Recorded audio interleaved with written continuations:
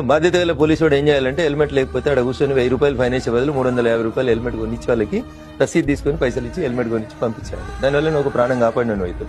కాబట్టి బాధ్యత అంటే హక్కులతో పాటు బాధ్యతలను గుర్తు తెచ్చుకోవాలి. నాకు జీతం వస్తలు ఎవడైతేంది, పోలీసు వాడైతేంది, వకీలు అయితేంది, జడ్జి అయితేంది, రిపోర్టర్ అయితేంది, ఎవడైతేంది, నువ్వు ముందు ఈ దేశ పౌరునివి. నీకు బాధ్యతలు అనే మాట నీ నోట్లకెళ్ళి వస్తే హక్కులు బాధ్యతలు రెండు సైమల్టేనియస్ గా ఒక బొమ్మకు నాణ్యానికి బొమ్మ బొరిసెట్లుంటే అటువంటి అనేది గుర్తించాలి.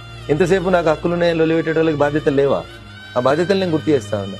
దొంగ సాటుకెళ్ళి ఫోటో ఎందుకు ఇస్తావు? 1000 రూపాయలు ఫైన్ ఎందుకు ఇస్తావు? పోతున్నోడికి ఆపి తమ్మీది పద్ధతి కాదు, చచ్చిపోతావు, ఇంట్లో మీ అమ్మ నాన్న ఎదురు చూస్తారు, భార్య పిల్లలు చూస్తారు, ఓ హెల్మెట్ కొనుక్కో, 500 రూపాయలని ఫైన్ తీసుకొని పంపి.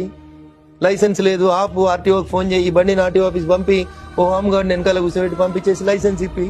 There ends the duty. ఆ లైసెన్స్ లేనోడు తీసుకుపోయి ఇంకెవరినో గుద్ది సంపి వాళ్ళు చచ్చిపోయి కోర్టుకు పోయి ఆ కుటుంబం రోడ్డున పడే బదులు వారికి లైసెన్స్ ఉన్న తర్వాత యాక్సిడెంట్ అయితే అట్లీస్ట్ ఆ చనిపోయిన కుటుంబానికి ఇన్సూరెన్స్ వస్తుంది కదా. ఇగో ఇది బాధ్యత.